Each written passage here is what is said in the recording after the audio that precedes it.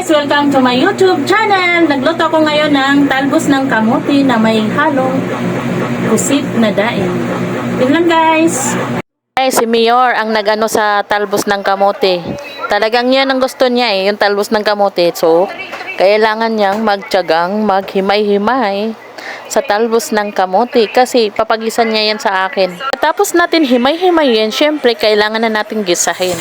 Ayan, ginisa ko na yung kamatis at bawang lang, wala ng sibuyas guys kasi walang makita ditong sibuyas, walang bumili. Ayan, bawang at kamatis lang, tapos hinahaluan ko yan ng dried pusit.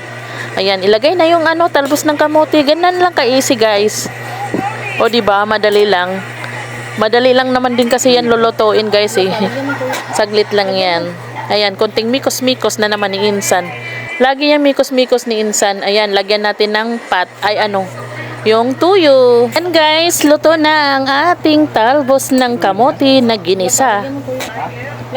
Hanggang dito na lang. Maraming salamat. Please like and subscribe. Bye-bye!